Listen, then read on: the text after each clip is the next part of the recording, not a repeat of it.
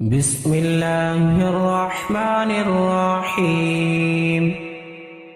الحمد لله الذي أنزل على عبده الكتاب ولم يجعل له عوجا قيما لينذر بأسا شديدا من لدنه ويبشر المؤمنين الذين يعملون الصالحات أن لهم أجرا حسنا ماكثين فيه أبدا وينذر الذين قالوا اتخذ الله ولدا ما لهم به من علم ولا لآبائهم كبرت كلمة تخرج من أفواههم إن يقولون إلا كذبا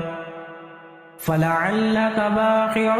نفسك على آثارهم إن لم يؤمنوا بهذا الحديث أسفا إنا جعلنا ما على الأرض زينة لها لنبلوهم أيهم أحسن عملا وإنا لجاعلون ما عليها صعيدا جرزا أم حسبت أن أصحاب الكهف والرقيم كانوا من آياتنا عجبا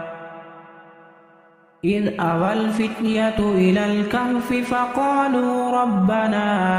آتنا من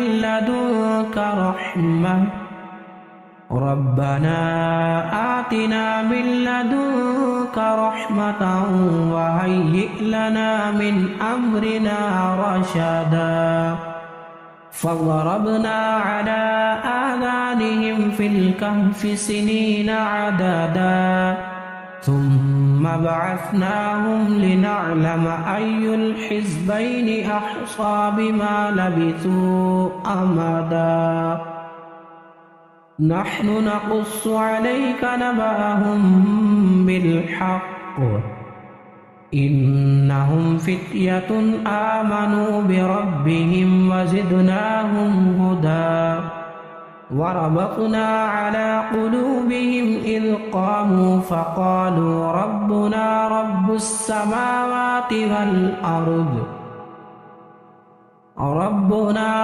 السماوات والأرض لن ندعو من دونه إلها لقد قلنا إذا شططا هؤلاء قومنا اتخذوا من دونه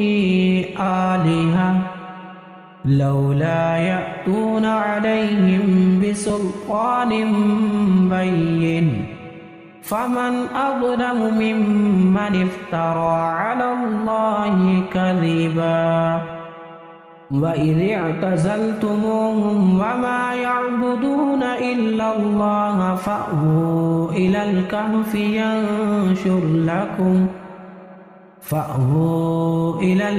ينشر لكم ربكم من رحمته ويهيئ لكم من أمركم مرفقا وترى الشمس إذا طلعت تزاور عن كهفهم ذات اليمين وإذا غربت تقرضهم ذات الشمال وهم في فجوة منه ذلك من آيات الله من يهد الله فهو المهتد ومن يضلل فلن تجد له وليا مرشدا وتحسبهم أيقاظا وهم رقود ونقلبهم ذات اليمين وذات الشمال وكلبهم باسط ذراعيه بالوصيد لو اطلعت عليهم لوليت منهم فرارا ولملئت منهم رعبا وكذلك بعثناهم ليتساءلوا بينهم قال قائل منهم كم لبثتم قالوا لبثنا يوما أو بعض يوم قالوا ربكم أعلم بما لبثتم فابعثوا أحدكم بورقكم هذه إلى المدينة فلينظر أيها أزكى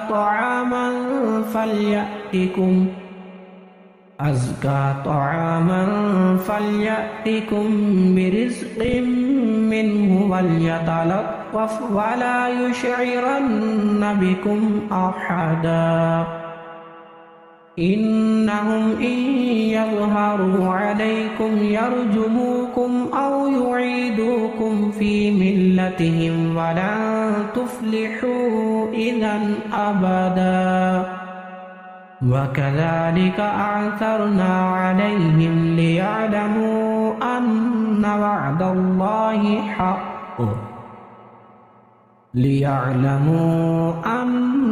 وعد الله حق وأن الساعة لا ريب فيها إذ يتنازعون بينهم أمرهم فقالوا ابنوا عليهم بنيانا ربهم أعلم بهم قال الذين غلبوا على أمرهم لنتخذن عليهم مسجدا سيقولون ثلاثة رابعهم كلبهم ويقولون خمسة سادسهم كلبهم رجما بالغيب ويقولون سبعة وثامنهم كلبهم قل ربي أعلم بعدتهم ما يعلمهم إلا قليل فلا تمار فيهم إلا مراء ظاهرا ولا تستفت فيهم منهم أحدا ولا تقولن لشيء إني فاعل ذلك غدا إلا أن يشاء الله واذكر ربك إذا نسيت وقل عسى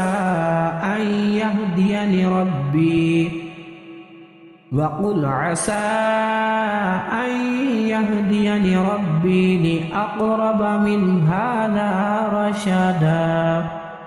ولبثوا في كهفهم 300 سنين وازدادوا 9 قل الله أعلم بما لبثوا له غيب السماوات والأرض أبصر به وأسمع ما لهم من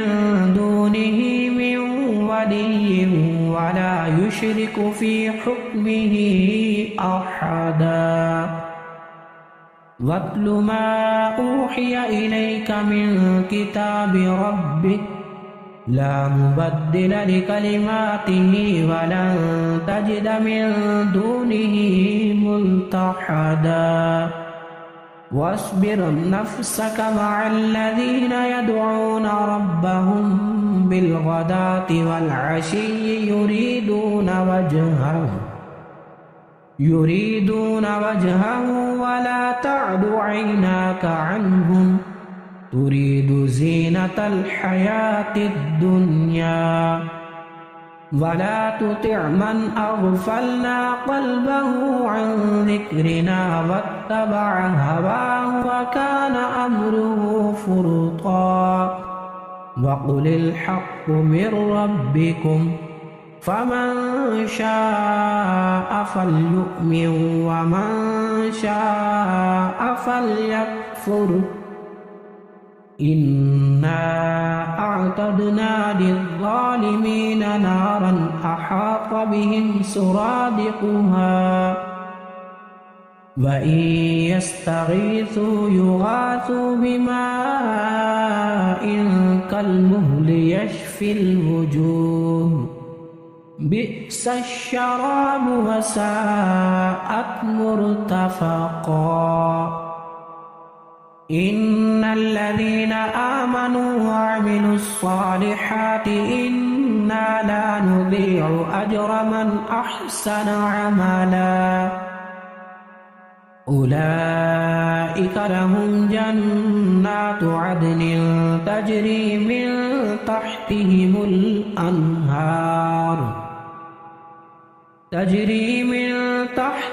الأنهار يحلون فيها من أساور من ذهب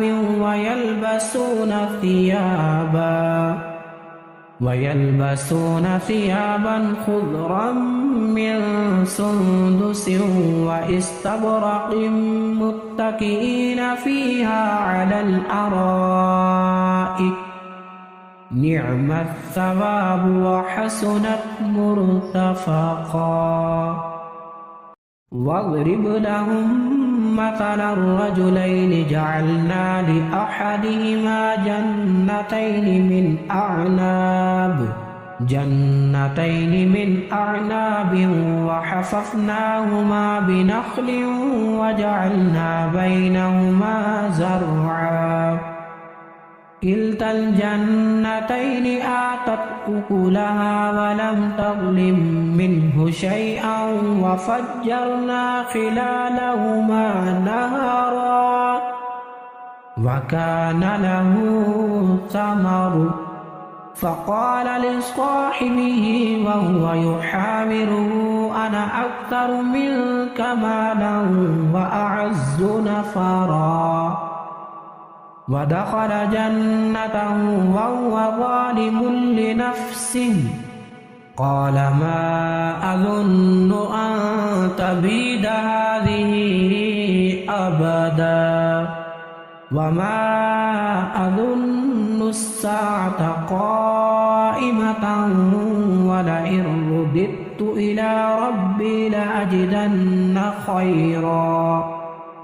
لأجدن خيرا منها منقلبا قال له صاحبه وهو يحاوره أكفرت بالذي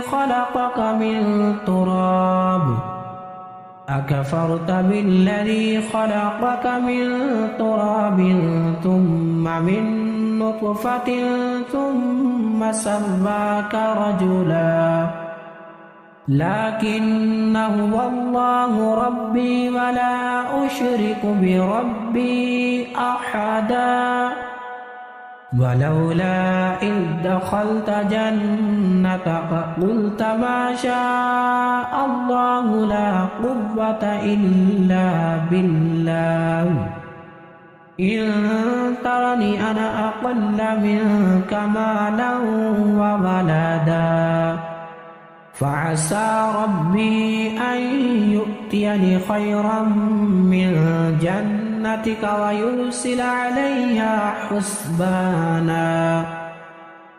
ويرسل عليها حسبانا من السماء فتصبح صعيدا زلقا أو يصبح ماؤها غورا فلن تستطيع له طلبا وأحيط بثمره فأصبح يقلب كفيه على ما أنفق فيها وهي خاوية على عروشها ويقول يا ليتني لم أشرك بربي أحدا ولم تكن له فئة ينصرونه من دون الله وما كان منتصرا هنالك الولاية لله الحق هو خير ثوابا وخير عقبا واضرب لهم مثل الحياة الدنيا كماء إن أنزلناه من السماء فاختلط به نبات الأرض فأصبح هشيما تذروه الرياح وكان الله على كل شيء مقتدرا المال والبنون زينة الحياة الدنيا والباقيات الصالحات خير عند ربك ثوابا وخير أملا ويوم نسير الجبال وترى الأرض بارزة وحشرناهم فلم نغادر منهم أحدا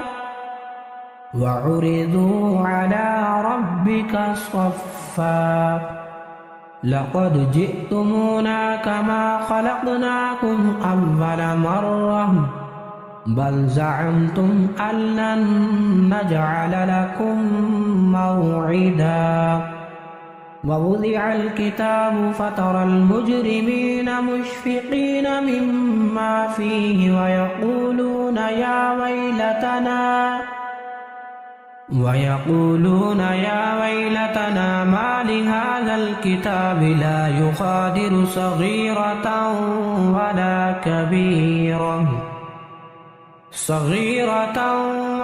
كبيرة إلا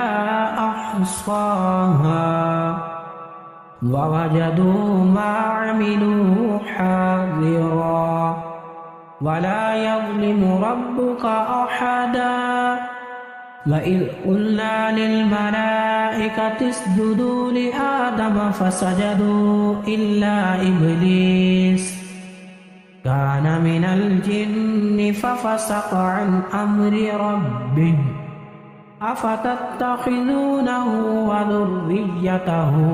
أولياء من دوني وهم لكم عدو بئس للظالمين بدلا ما أشهدتم خلق السماوات والأرض ولا خلق أنفسهم وما كنت متخذ المضلين عضدا ويوم يقول نادوا شركائي الذين زعمتم فدعوهم فلم يستجيبوا لهم وجعلنا بينهم موبقا ورأى المجرمون النار فظنوا أنهم مواقعوها ولم يجدوا عنها مصرفا ولقد صرفنا في هذا القرآن للناس من كل مثل وكان الإنسان أكثر شيء جدلا وما منع الناس أن يؤمنوا إذ جاءهم الهدى ويستغفروا ربهم إلا أن تأتيهم سنة الأولين أو يأتيهم العذاب قبلا وما نرسل المرسلين إلا مبشرين ومنذرين ويجادل الذين كفروا بالباطل ليدحضوا به الحق واتخذوا آياتي وما أنذروا هزوا ومن أظلم ممن ذكر بآيات ربه فأعرض عنها ونسي ما قدمت يداه إنا جعلنا على قلوبهم أكنة أن يفقهوا وفي آذانهم وقرا وإن تدعوهم إلى الهدى فلن يهتدوا إذا أبدا وربك الغفور ذو الرحمة لو يؤاخذهم بما كسبوا لعجل لهم العذاب بل لهم موعد لن يجدوا من دونه موئلا وتلك القرى أهلكناهم لما ظلموا وجعلنا لمهلكهم موعدا وإذ قال موسى لفتاه لا أبرح حتى أبلغ مجمع البحرين أو أمضي حقبا فلما بلغ مجمع بينهما نسيا حوتهما فاتخذ سبيله في البحر سربا فلما جاوزا قال لفتاه آتنا غداءنا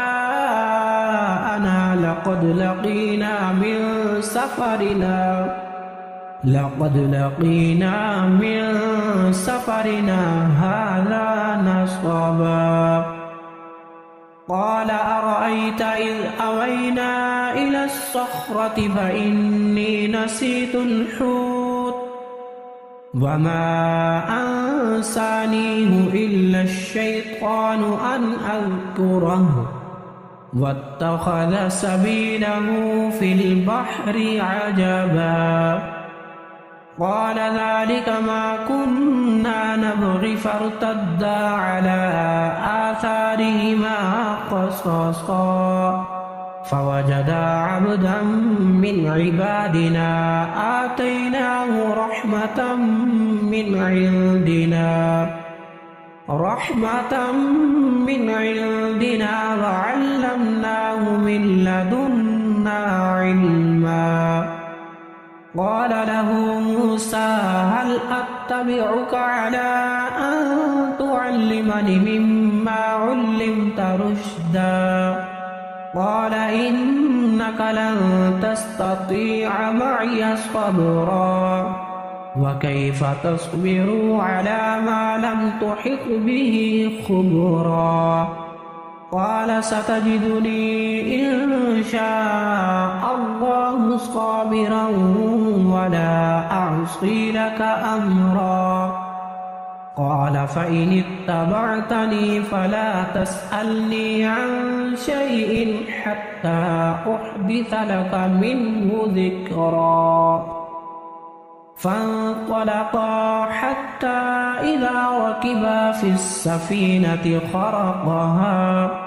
قال أخرقتها لتغرق أهلها لقد جئت شيئا إمرا قال ألم أقل إنك لن تستطيع معي صبرا قال لا تؤاخذني بما نسيت ولا ترهقني من أمري عسرا فانطلقا حتى إذا لقيا غلاما فقتله قال أقتلت نفسا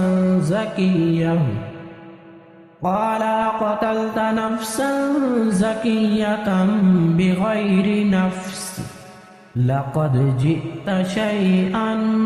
نكرا قال ألم أقل لك إنك لن تستطيع معي صبرا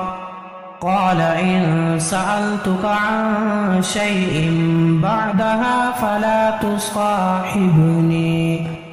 قد بلغت من لدني عذرا فانطلقا حتى إذا أتيا أهل قرية استطعما أهلها فأبوا أن يضيفوهما فوجدا فيها جدارا يريد أن ينقض فأقامه قال لو شئت لاتخذت عليه أجرا قال هذا فراق بيني وبينك سأنبئك بتأويل ما لم تستطع عليه صبرا أما السفينة فكانت لمساكين يعملون في البحر فأردت أن أعيبها وكان وراءهم ملك يأخذ كل سفينة غصبا وأما الغلام فكان أبواه مؤمنين فخشينا أن يرهقهما طغيانا وكفرا فأردنا أن يبدلهما ربهما خيرا منه زكاة وأقرب رحما وأما الجدار فكان لغلامين يتيمين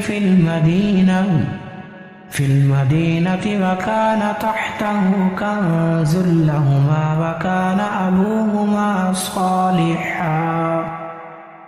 فأراد ربك أن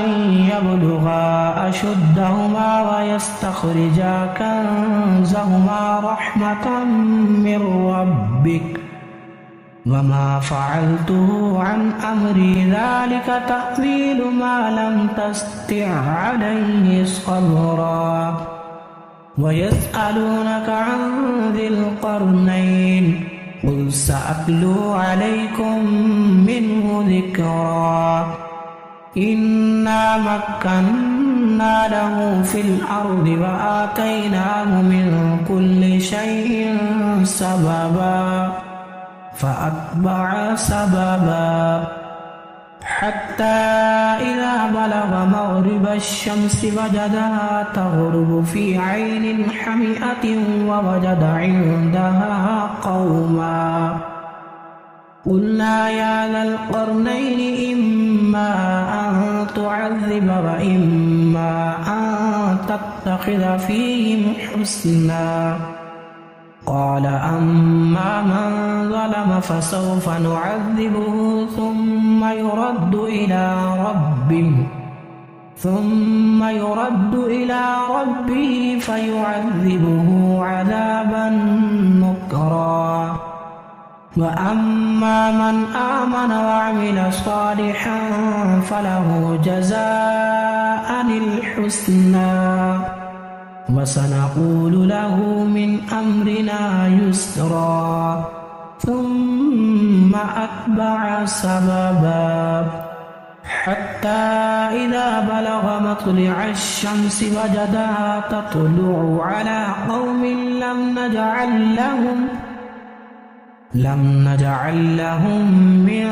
دونها سترا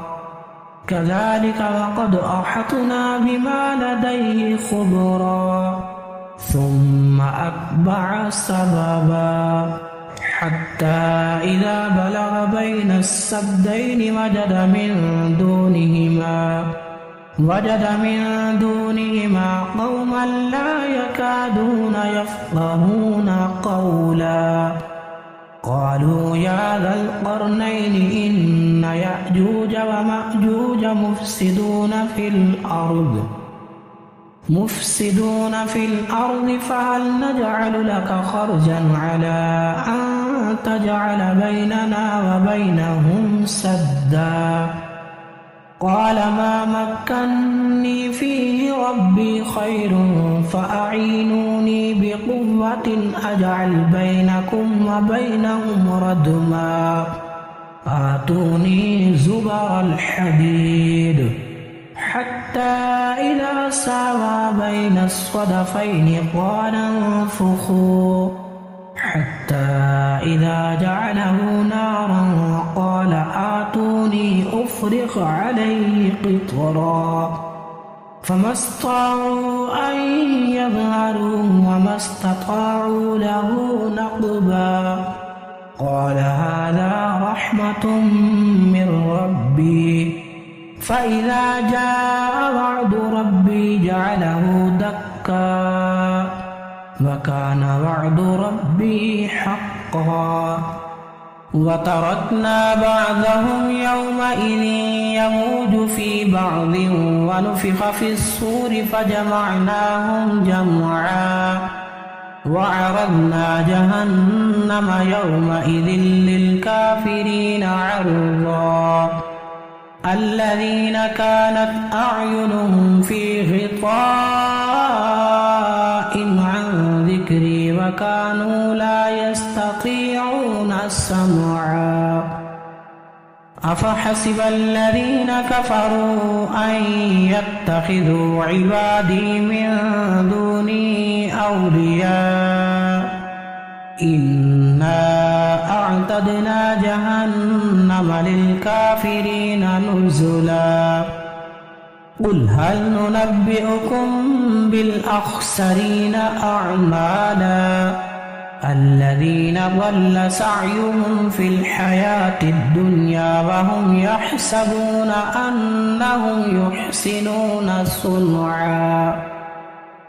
أولئك الذين كفروا بآيات ربهم ولقائه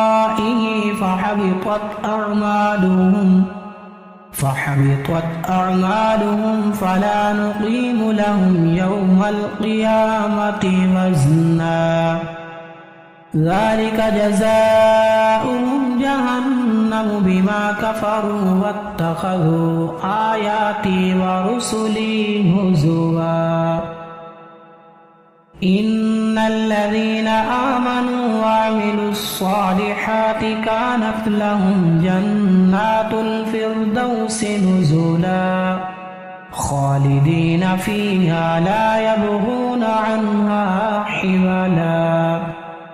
قل لو كان البحر مدادا لكلمات ربي لنفد البحر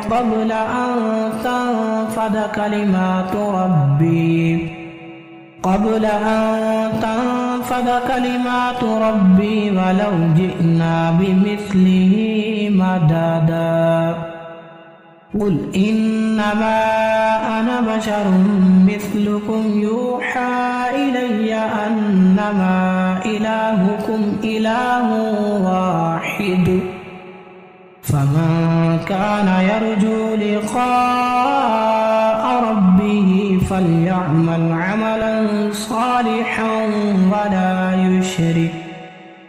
عملا صالحا ولا يشرك بعبادة ربه أحدا.